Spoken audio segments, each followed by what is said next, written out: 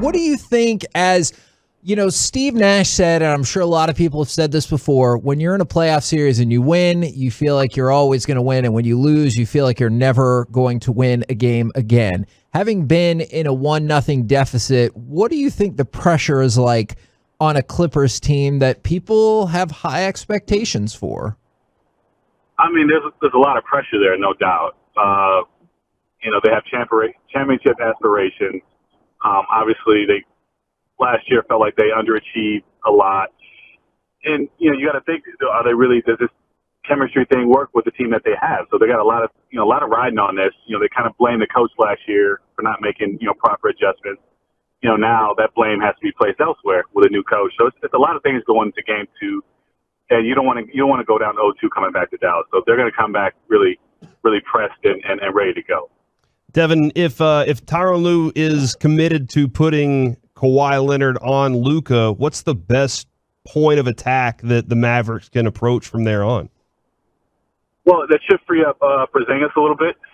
I think that's a tough matchup for him when Kawhi is guarding him, so he should be able to, kind of up his scoring intake a little bit.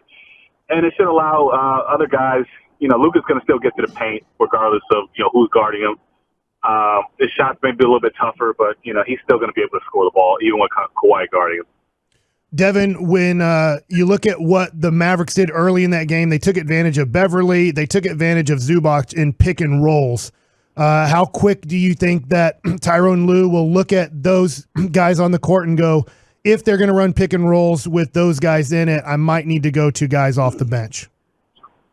Yeah, I think we'll see with Zubac's minutes. I don't see them throwing him out there when Luka's out there unless they're going to trap him. We may see Zubac more when Luka's on the bench. Patrick Beverly, I don't think they'll switch his pick and rolls as much, especially the way I don't think he's right from a health standpoint. He doesn't look like he's moving too well. So you might see a lot more switching lineups out there. The Morris, Batum, Ibaka. And if you read some of the quotes and some of the news clippings, they talk about, Luka's going to score. They know that. What they want to take away is some of the other guys. So you might see some more one-on-one matchups, maybe allowing Luka to score, but, not as many double teams. Since you just referenced some of the quotes and the clippings and everything like that, I am curious because I know different players go after it a different way. Do you think the majority of players just tune everything out specifically in the playoffs, or are you still reading what people are saying after each game or leading up to the next game? I think when you're in it, you're sort of in a bubble. You don't necessarily read. You kind of leave that to the coaches and the adjustments, and you want to be prepared. But I don't think a lot of players are reading that. But on the contrary, social media is a big thing now, and everybody's still on social media, and you see these things too. So, they kind of reveal, Kawhi's going to guard him. I think they're going to be prepared for that. They want to take away the other guys. They want to be prepared for that. So I think it's a little bit of both. I don't think they're necessarily looking for it, but I think it's more in their face, because of social media. Devin Harris joined us here on the KNC Masterpiece on 105.3 The Fan. Last night, you saw the physicality from the teams that were the not the underdogs in those other matches. And we've been talking about this all morning. The Clippers are clearly going to come out more aggressive. And you played for Rick Carlisle, you know how he sends a message. Is he going in there and giving a rah-rah speech, or is he going in there, what's he saying to these young players to get them focused on the wave that's about to hit them tonight? Well, it's all about, keeping your poise, understanding how the game is being called and making adjustments to that. So, in particular to Luka, you have to understand they're going to be more physical with you. Now, whether they call it or not is going to be up to the ref, but you can't necessarily lose your focus and start complaining and asking for calls. You got to stay focused on the task at hand and, kind of play through some of that. And I think that's just some of the maturity that Luka still has to kind of go through.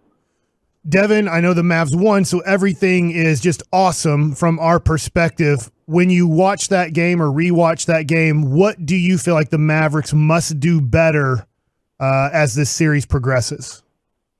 I mean, for them, it's I think 2 simple things. When they guard and defend and they shoot the 3 well, they win.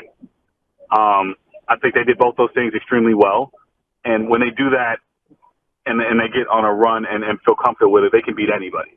I think where they sort of get into trouble is, we saw a lot of games with them, taking a ton of threes and kind of selling for them when they're not going in. And then when they don't defend at a high level, those are the games that they tend to struggle. But if they played defense like they did in the first game and they shoot the ball as well as they did, I don't think there's much else they can do.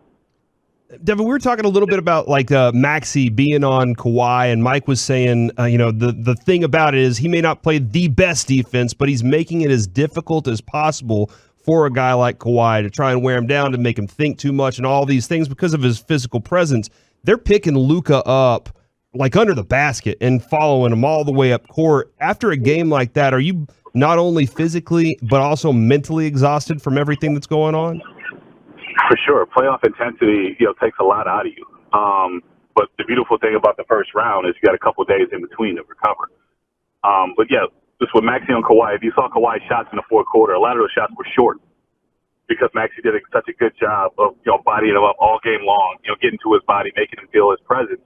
Just like they're trying to do with Luka, with picking him up full court, trapping him. It tests your mental resolve. It tests, how physically fit you are. And, they're banking on wearing you down over the course of a 7-game series.